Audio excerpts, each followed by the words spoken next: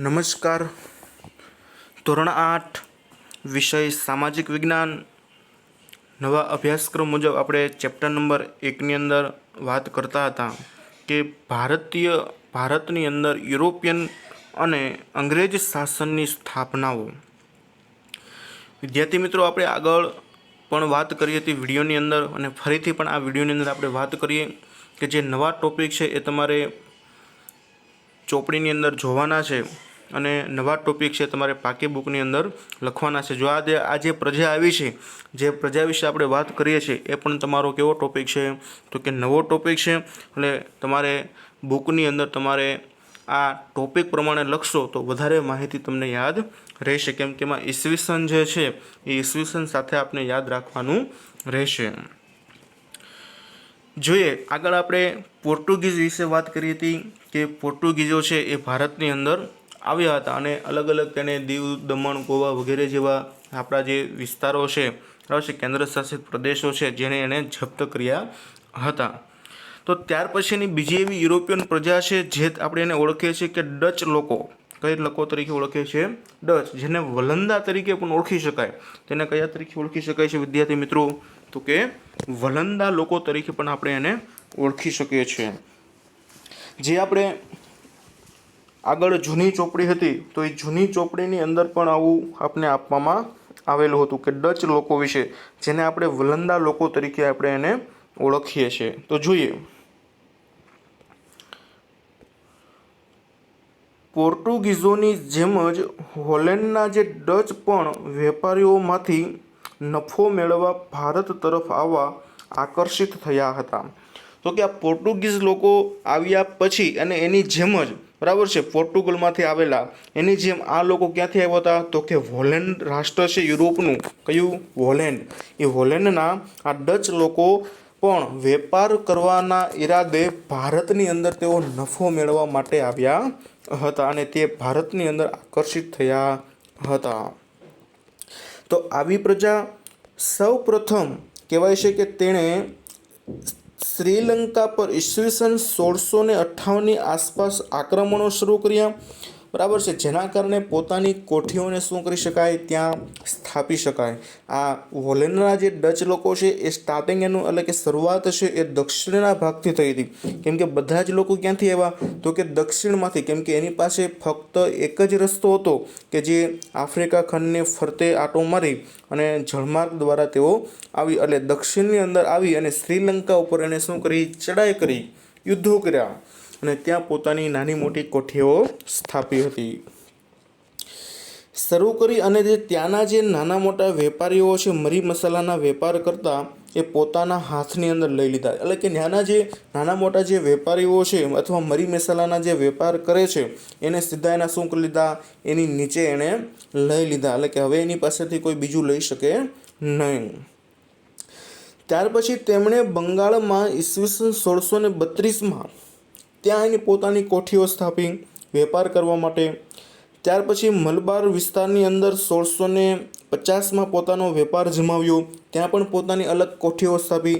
આમ કરી આ ડચ લોકો એટલે કે વલંદા લોકોએ પોતાની આમ ભારતની અંદર અલગ અલગ જગ્યાએ શું કરી છે? પોતાના વેપાર કરવા માટે અને નફો કમાવા માટે પોતાની કોઠીઓ સ્થાપી હતી.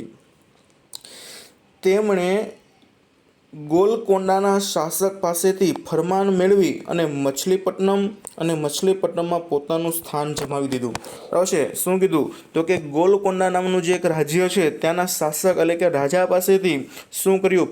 ફરમાન એટલે કે હુકમ મેળવ્યો. શું હુકમ મેળવ્યો હશે તો કે અમે અમારા રાજ્યની અંદર, તમારા રાજ્યની અંદર શું કરી શકીએ તો કે વેપાર શરૂ કરી શકીએ એવો હુકમ મેળવી અને મછલીપટ્ટનમ જે આપણું દક્ષિણના ભાગની અંદર આવેલું છે તો ત્યાં એણે પોતાનું સ્થાન છે એ શું કર્યું હતું? જમાવ્યું એટલે કે પોતાની કોઠીઓને મોટી કરી હતી.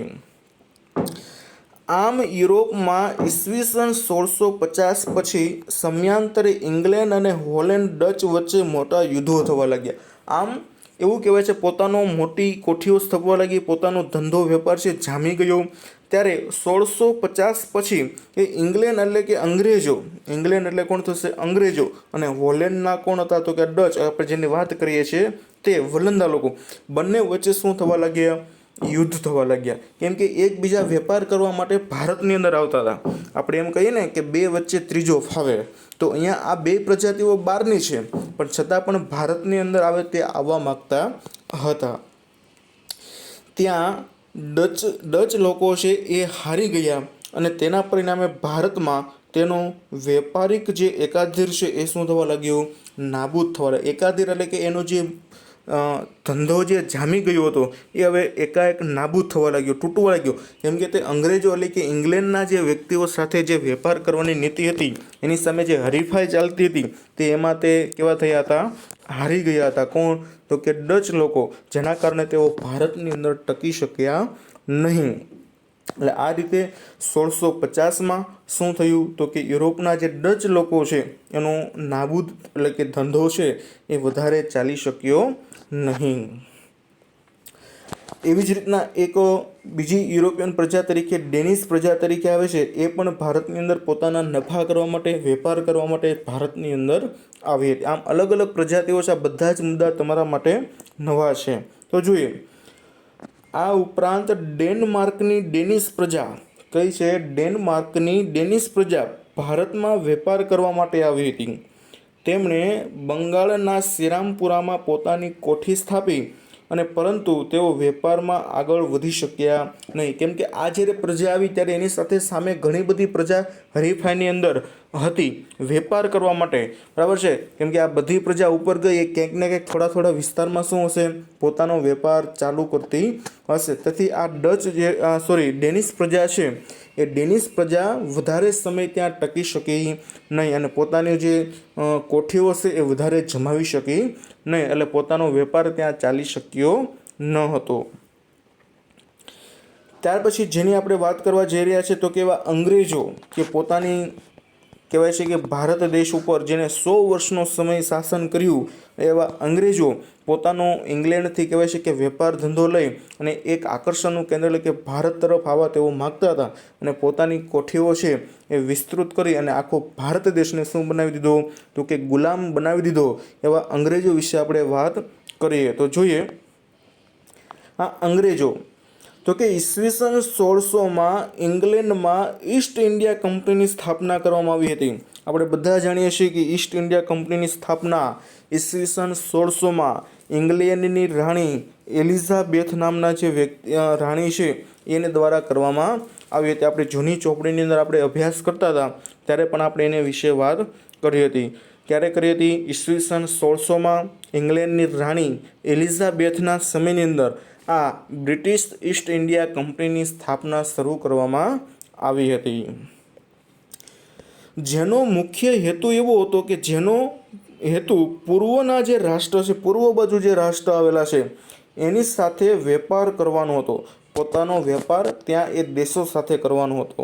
તેથી તેમના એકાધિકાર સ્થાપવાનો હતો. એના અધિકારો અથવા એકાધિકાર એટલે કે એક જ એનો ધ્યેય હતો કે ત્યાં આપણે શું કરવું છે? આપણી વેપારી જે કોઠીઓ છે, આપણી કંપની છે જે ઈસ્ટ ઇન્ડિયા કંપની, ત્યાં સ્થાપી અને આપણે આપણો વેપાર છે એ કરવાનો છે. ઈસવીસન 1613માં અંગ્રેજોએ જહાંગીર પાસેથી ફરમાન લઈ અને સુરત ખાતે પોતાની પ્રથમ કોઠી સ્થાપી. આપણે કહેવાય કે એક રાજા, બરાબર છે, કે રાજા કહી શકાય કે જહાંગીર નામના રાજા કે જેને 1613માં અંગ્રેજ અધિકારીએ જહાંગીર પાસે મુલાકાત લીધી અને મુલાકાત લઈ અને પરમિશન લીધી. શું કરવા માટે? ફરમાન આપેલું કે અમે સુરત ખાતે તમારી કોઠીઓ સ્થાપી શકીએ. ત્યારે આ જહાંગીર નામના વ્યક્તિએ શું કરી? છૂટ આપી અને અંગ્રેજ સરકારે શું કર્યું? તો કે 1613માં સુરત બંદરે શું કર્યું? પ્રથમ કોઠી સ્થાપી હતી. પ્રથમ કોઠી સ્થાપી. ટોમસ રોયે ઈસવીસન 1615માં જહાંગીર પાસેથી ભારતમાં વેપાર કરવાની પરવાનગી મેળવી, બરાબર છે. જો એમાં ટોમસ રોયે શું કરી છે? 1615માં જહાંગીર પાસેથી શું કરી હતી? તો કે વેપાર કરવાની પરમિશન માગી હતી. આ બીજા એવા અધિકારી છે કે જેને 1615માં શું કરી? તો કે પરમિશન માગી હતી વેપાર કરવા માટેની. બાલાસોર ઈસવીસન 1633 પણ તેમણે વેપારી કંપની શરૂ કરી। ત્યાર પછી ઈસવીસન 1651 હુગલી નદીના કિનારે વેપારી કોઠીની સ્થાપના। આ બધી અંગ્રેજ સરકારે પોતાની સ્થાપનાઓ છે અલગ અલગ જગ્યાએ અને અલગ અલગ ઈસવીસન પ્રમાણે શરૂ કરેલી છે। તેણે ફેક્ટરી કહેવામાં આવતી હતી। તો એ જે કંપની સ્થાપવામાં આવી તો એ કંપનીને શું તરીકે ઓળખાતી હતી? તો કે ફેક્ટરી તરીકે ઓળખવામાં આવતી હતી। ફેક્ટરીમાં ગોદામ હતું। ગોદામ એટલે કે મોટી જગ્યા, એને શું કહેવાય? ગોદામ, બરાબર છે। આપણે કેમ અત્યારે કપાસ ભરવાની મોટી જગ્યા હોય, યાર્ડ તરીકે ઓળખીતી હોય, એને પહેલાં ગોદામ તરીકે ઓળખવામાં આવતું હતું, જેમાં કંપનીના અધિકારીઓ બેસતા હતા। જેમાં શું કરતા હતા? એ કંપનીના અધિકારીઓ બેસતા, ચીજ વસ્તુ લેવા દેવાની વાત, જે કંઈ વસ્તુ હોય એ વહીવટ છે એની અંદર બેસીને કરવામાં આવતો હતો। નિકાસ કરવા માટેનો માલ સામાન અહીં રાખવામાં આવતો। નિકાસ કરવા માટે એક દેશમાંથી બીજા દેશમાં, એટલે કે ભારતમાંથી જે બનેલો માલ છે, તૈયાર માલ છે અથવા કાચો માલ છે, એ ઇંગ્લેન્ડ મોકલવા માટે જે કંઈ વહીવટ થતો હોય, બરાબર છે, તો એ ક્યાં કરવામાં આવતો હતો? આ ફેક્ટરીની અંદર કરવામાં આવતો હતો। અને ત્યાં સુધી એ કાચો માલ છે એ ક્યાં રાખવામાં આવતો? તો કે આ ગોદામની અંદર, એટલે કે ફેક્ટરીની અંદર તેને રાખવામાં આવતો હતો। પટણામાં વાત કરીએ તો કે પટણાની અંદર કાસિમ બજારની, બરાબર છે, કાસિમ બજારના જે વેપારીઓ છે એ કોઠીઓને સ્થાપી અને તેને ફોર્ટ સેન્ટ જોન્સ નામના નિયંત્રણને મૂકવામાં આવી। પટણાની અંદર, એટલે કે હાલનું પાટણ, બરાબર છે, ત્યાં કાસિમ બજારના વેપારીઓ હતા। એ વેપારીની કોઠીઓ સ્થાપી અને ત્યાં શું કર્યું? કયા વ્યક્તિની નિમણૂક કરી? તો કે ફોર્ટ સેન્ટ જોર્જ, આ અંગ્રેજ અધિકારી છે અને એના નિયંત્રણની અંદર એ આખી બજાર છે એ મૂકવામાં આવી હતી। અંગ્રેજોને ઈસવીસન 1698માં સોનનતી, કાલીઘાટ અને ગોવિંદપુરના નામના 3 ગામોની જમીનદારી મળી હતી। જમીનદારી એટલે કે જગ્યા તેમને મળી હતી। તેમણે કિલ્લેબંધીવાળી નવી વસાહત ઊભી કરી, જેમાં ફોર્ટ વિલિયમ કહેવામાં આવતી એ આજે કોલકાતા તરીકે ઓળખવામાં આવે છે। આજે શું કહી શકાય કે એને આખી કિલ્લાબંધી બાંધી દેવામાં, આખી જે ફેક્ટરી ઊભી કરવામાં આવી, આખી જે કોઠીઓ ઊભી કરવામાં આવી, બરાબર છે, આખી એક નવી વસાહત એટલે કે નવું બાંધકામ કરીને આખી ઊભું કરવામાં આવ્યું, તો એને ફરતે શું કરી દેવામાં આવ્યું? કિલ્લો બાંધી દેવામાં આવ્યો, જેથી કરીને કોઈ એના ઉપર આક્રમણ કરી શકે નહીં।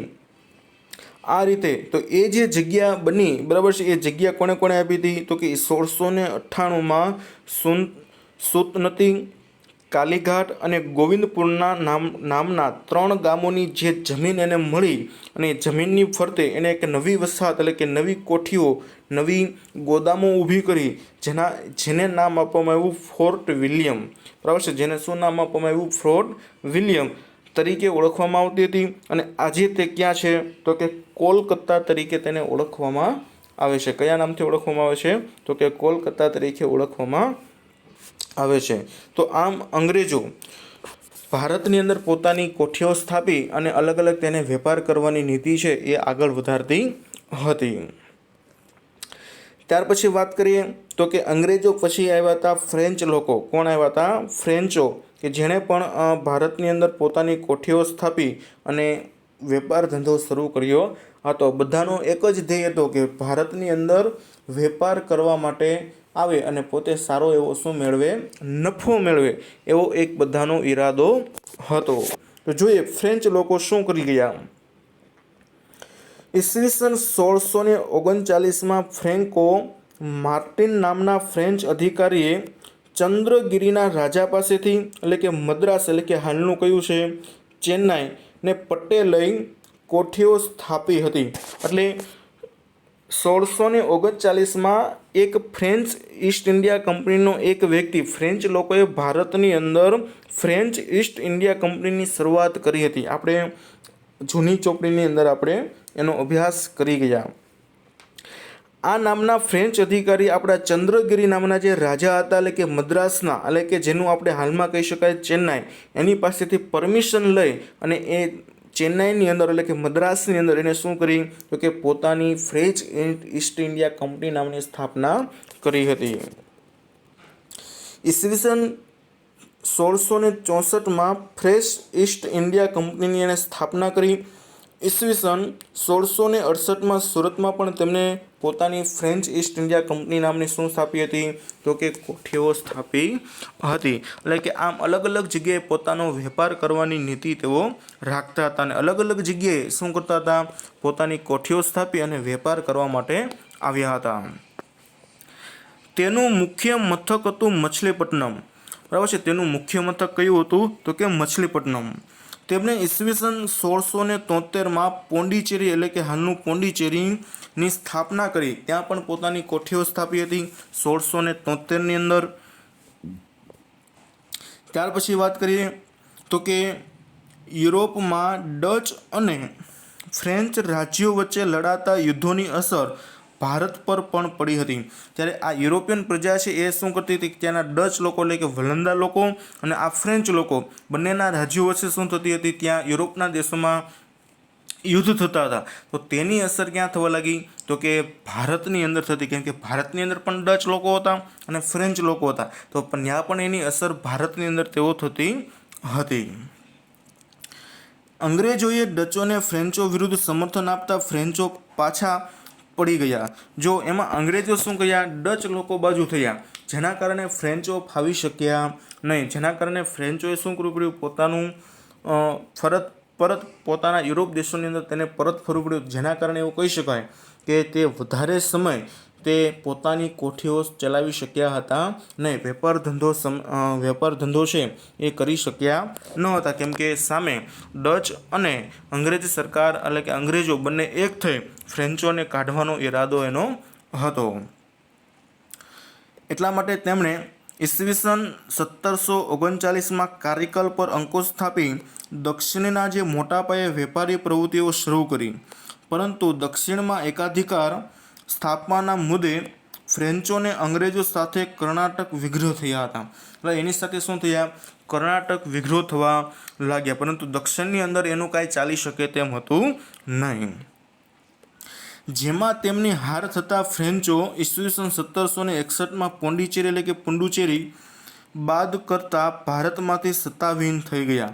બરાબર છે. આમ અંગ્રેજોની જીત થઈ અને ફ્રેન્ચોની શું થઈ? હાર થઈ. એટલે પોંડિચેરી જે હતું એ પણ અંગ્રેજોએ કબજે કરી લીધું. એટલે આમ પોતાની જે સત્તા હતી એ શું થઈ ગઈ? વહી ગઈ ફ્રેન્ચ પાસેથી. એટલે સત્તાવિહીન થઈ ગઈ. એની પાસે હવે કોઈ પ્રકારની સત્તા હતી નહીં.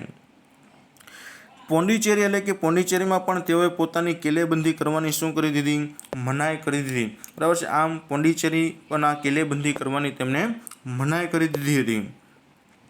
આમ આવી અનેક પ્રકારની જે પ્રજાઓ છે એ ભારત દેશની અંદર પોતાનો વેપાર કરવા માટે ભારતની અંદર આવી હતી. તો આપણે દરેક વિદ્યાર્થી મિત્રો જોઈએ કે આ જે ચાર જે પ્રજાતિઓ છે ફ્રેન્ચ, અંગ્રેજો, ડેનિશ પ્રજા, ડચ અને પોર્ટુગીઝો, આ પાંચ પ્રજાઓ જે ભારતની અંદર આવી અને જેની તમને ડિટેલની અંદર માહિતી તમને આમાં આપવામાં આવેલી છે.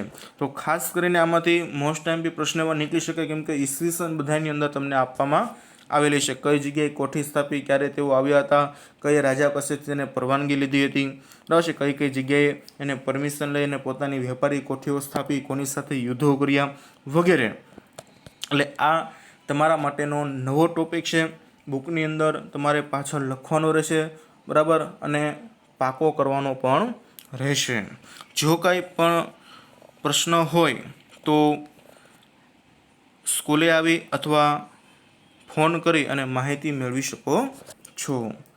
બાકી આગળ બંગાળમાં અંગ્રેજો વેપારની સંસ્થા તરફ હવે અંગ્રેજોનું શાસન ટકી રહ્યું હતું. હવે અંગ્રેજોએ આગળ ક્યાં ગયા, કઈ જગ્યાએ પોતાનો વેપાર સ્થાપ્યો અને શું કર્યું ભારતની અંદર, તેના વિશેની માહિતી આપણે નેક્સ્ટ વિડીયોની અંદર આપણે વિદ્યાર્થી મિત્રો જોઈશું. જય હિન્દ વિદ્યાર્થી મિત્રો.